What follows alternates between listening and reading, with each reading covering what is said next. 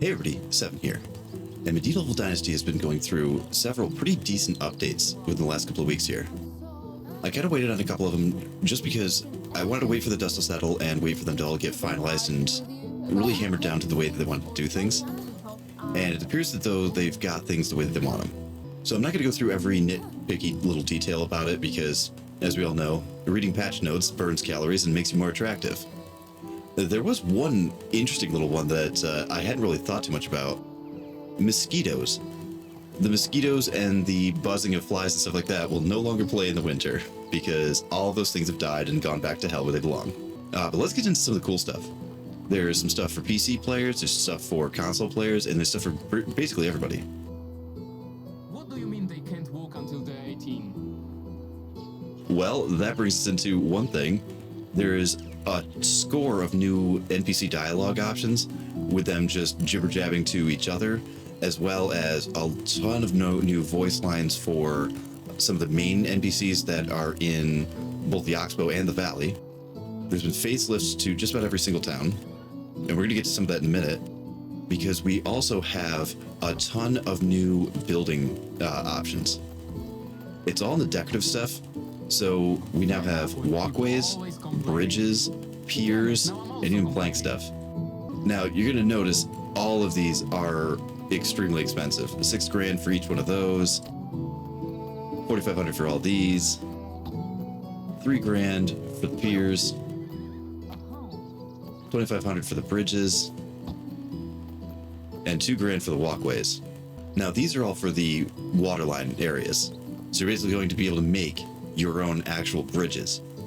That is fantastic. So now, anytime you see a large body of water, you don't have to be like, oh, RenderCube didn't put in a bridge for me to, do something cool like this and build on both sides of the river. You can just make your own. Now, the plus side is once you pay the one-time fee, you get all of the pieces parts. So you don't have to go through and unlock $6 grand, $6 grand, $6 grand. One shot, one kill is going to get you for everything that you want to get unlocked. But even with this stiff price tag, it is going to be a fairly later game item. Because I don't know many people that are going to have just the $6 grand lying around. At least not until you're established with trade posts and stuff like that.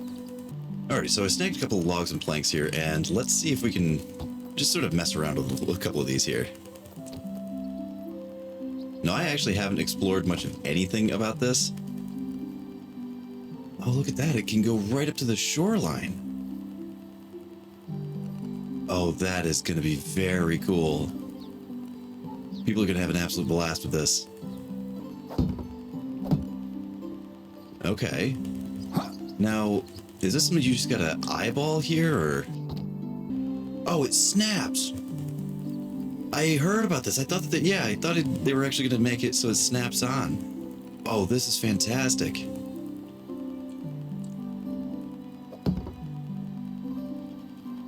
So you can now make your own full-on walkways, get in between buildings, get across rivers, and I would presume that if you've got roads leading to things, oh, you're going to be able to make your entire village literally anywhere you want now. This is amazing. I can think of several places in the Oxbow this is going to be an absolute game changer because of the water that's in that way. Speaking of the Oxbow is also now finalized. The full storyline, all the story missions, all the story quest line, everything is now fully operational, and you can actually play through the entire Oxbow storyline. One of the things the console players are super excited for is crossplay is now available. So Xbox, PlayStation, and PC can all now play with each other. So everybody can experience their worlds on their own separate machines, and they can all interact with each other. Now, as you're seeing the numbers go up and down on the left over there, there's been new sound effects added. So every time I've been off doing a mission somewhere for one of my playthrough series on this, I always got distracted, came back, and oh my god, why are we flagging for 15? Well, now every time a new flag pops up for we're out of stone, we're out of sticks, we're, all of our axes are broken, there's actually a slight chime that you'll be able to hear. And you probably can't hear it now because I'm talking over it, but when a new flag pops, you'll actually hear it, and you'll be able to discern like, oh no, something is causing my town strife, or something needs addressing, and you'll actually be able to address it right then and there. So that's my little attempt at a pier here. We'll go take a look at what the pros over at RenderCube have done, because Jazerica has gotten a major facelift with all of these new decorations. They incorporated all the new decorations that the Oxbow brought in, with the fancy trellises, the nicer fences, all of that. But they also incorporated all the new pier and bridge work that we can use. And Jazerica is a really nice example of what you can now accomplish. Even these guys got these neat little landing pad things. So while they did focus a lot on the Oxbow for this update, they didn't completely neglect the Valley. So if you like the Valley and you like, you know, your Rasimir storyline and everything that the game started with, even the Valley is still getting better and still getting its own updates as well. All right, so now as I'm walking down to the pier here, which is an actual pier, and look at that, you can butt up the fishing hut right to the piers. Everything can be seamlessly put together. Everything snaps. And all of the neat new shapes and styles that you can use, they all interact with each other perfectly. Look at this. The fishing huts used to be these goofy little islands that, you know, your townsfolk would have to wade out to and then climb up the weird stairwell or whatever. Not anymore. Look at this. This looks perfect. It looks like it belongs. Like, that just looks fantastic. Alright, so let's get home real quick and we'll cover what I think is probably the coolest and probably the most asked about and desired update that people have been talking about and requesting on things like Reddit and Steam for, geez, I'd say at least a year now. So a comment that I had gotten a few times on Medieval Dynasty videos was, why don't I ever use the Herbalist Hut? Because to be perfectly honest, it was always a pain to micromanage. I hated that, you know, oh, you always got to remember what grows in this season, what grows in that season, you know, when do the mushrooms come out? So there is now, and this is actually part of why I held off on doing this update video, there's now seasonal modifications for all of your buildings. So there's customizable names. So if you have a whole mess of kitchens or a whole mess of taverns, you know, you can label one, oh, this is going to be the wine producer, this is going to be the beer producer, you know, this is going to be our juice tavern or whatever. So you can actually give them all names, give each of the kitchens the names, like, you know, if one's just doing a whole bunch of roasted meat and they've got another one churning that roasted meat into something else, you can have them labeled as to what it is they're specifically working on, or just give them neat names. Like one of these can be Rasimir's kitchens, and one of them can be, you know, Lubos's kitchen, but the most important one, and this is going to be especially applicable to the woodshed and the herbalist hut. If you look down at the bottom, you'll see the annual management. So click that, and then it's the same assignments that you'll always recognize. I want to get berries, I want to get St. John's wort, I want to get, you know, whatever. And then you'll just click the things you want it to do, and then just adjust the work intensity of it. Now I don't have anybody there because, you know, like I said, previously up until right now, I hated this building. So now we do go back to the magnifying lens, hit seasonal management. And now we can just remove all these assignments. So what we're looking at now is, this is what this worker would be doing in the spring. This is what they're going to do in the summer. This is what they're going to do in the fall. And this is what they're going to do at winter. So if you actually edit the assignment for the spring, it's going to come up with all these checkboxes that it can and can't do. Berries are only pickable in the summer. St. John's wort you can get spring, summer, and fall. Daisies you can get in the spring and summer. Nightshade, henbane, only available in summer. And then the morel mushrooms you can only get in the spring. Some of them you can only get in the fall. But here's the neat thing. So you notice in winter, there's not a single thing that grows. So you could actually have your worker gathering ingredients, you know, all spring, summer, fall, whatever it is they're trying to get, make the poisons and the potions and whatever you want them to be processing on all through the winter, and then come that spring, you'd have all the fruits of this labor. and it actually won't let you assign any kind of job or any kind of gathering that is not applicable to that season. So you actually can tailor make each season how you want them to be spending their time. So here we have spring work intensity, and then the summer work intensity, and then the fall. And we don't have any assignments for the winter because all you would want to do is have them produce things. You can now tailor make this individual without the need to micromanage them every time the season changes. This is going to be especially great for the people who like to plan those weird one-day season challenge type things, because now this building is going to be much more viable. The other neat aspect I saw about it was for the woodshed. So now you have your regular just, oh, I want you all working on this, this, and this. You can go to a seasonal management here, and you could actually adjust, okay, spring, summer, and fall, we want to have a higher log count, a higher plank count, because townsfolk isn't going through as much firewood for these seasons. We can do all of our big construction projects just like in the real world. All the construction usually happens in those seasons.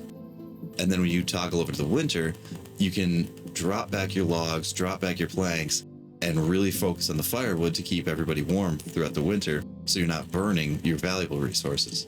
Now, I said this was the part of the update that had me kind of dragging my feet a little bit. I had seen parts of this in one of my series videos that I was recording at the time. And one of the things that I had noticed was, oh, there was no way of changing between seasonal and annual. And I kind of, griped a little bit about that. Like, oh yeah, the seasonal is a really nice touch, especially for Herbalist Shed and the Woodshed. But there's buildings like the kitchen or the blacksmith. They're not going to need that kind of micromanagement. So I was really happy to see that it was literally 2 days after I had said that they put in this little turn it on, turn it off kind of factor. So that's the long and the short of most of it. A ton new audio, cross-play for our console friends so they can now play with us. Lots new voice acting, lots new dialogue. All of this water construction now, which really, really accents and goes beautifully with all of the trellises and that kind of decoration that we just got. Yeah, there's behind the scenes things like bugs not buzzing in winter and everything like that. And I don't care that it's been less than 2 hours. A lot of new NPC voice lines like that as well. And the Oxbow is fully finished too. And one last part.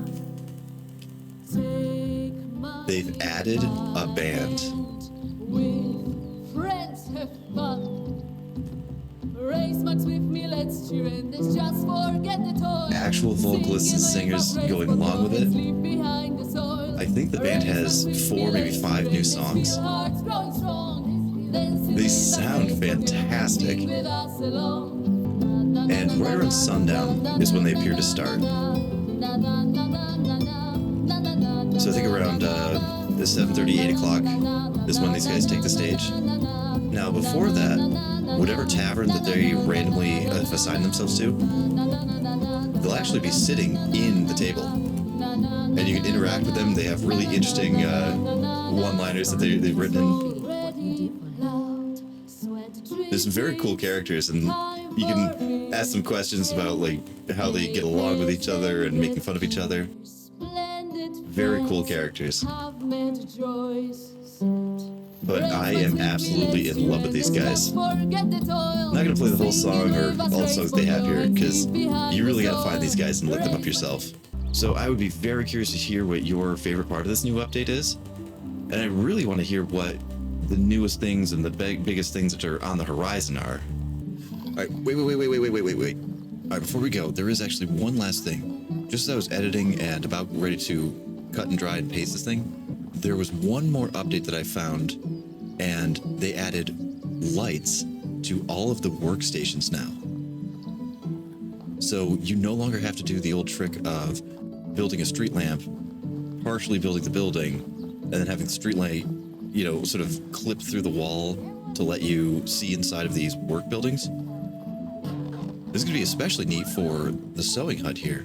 Anytime you've had to back up your tailor on their goods that they're making so you can try to make a little bit of extra cash, this has always been because it's almost entirely solid walls with the smallest windows of any of the workstations. This one always gets incredibly dark at night. So if you don't have any sort of torches or anything like that, you know, while you're working, it's going to be pitch black in here. Now you're going to be able to see beautifully. The new workstation location is really nice too. This one's actually got two. Because it's got two stations in it, the wood carving workbench and the clay pottery wheel. They gave it two separate lights. So now no matter where you are and where you're working, you're going to be able to see. The worst thing. This also means that the tavern is now no longer the only lit building. Lighting up by themselves. And you can see even the storages are lit. This is going to make getting around at night so much more pleasant and just easier. I had a dream. We were talking. Every time they add some sort of lighting fixture to this game, it just makes it that much prettier. Oh hey, even the windmill got a light. Oh, my windmill's broken. This is very cool, and it's actually properly hung where the workstation's going to be too. So this little mini lighting touch that I just came across just this morning. Very cool addition to all this. Okay, now I'm actually done.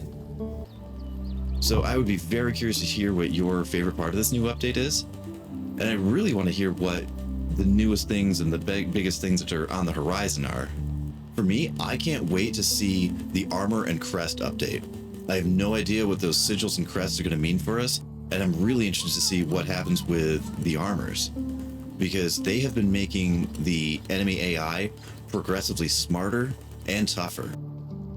The enemy AI will now engage with each other, so the bandits will actually chase after wolves, and they'll hunt and kill bears if they're too long or too close to each other's spawn locations. The bandits are now smart enough to attack in hit and run techniques, and they'll actually engage even further, especially if they're archers. So everybody got way smarter. The wolves will also use pack mentality while they're hunting, just like actual real wolves would. So anything that can kill you can now kill you a whole lot easier and a whole lot faster. So I'm interested to see if that armor upgrade is going to encapsulate or incorporate some sort of defense for us. I don't know. Well, let me know what you're most looking forward to. Anyway, thank you so much for joining me in this update to Medieval Dynasty, and I'll see you in the next one. This is 7. Good night, guys.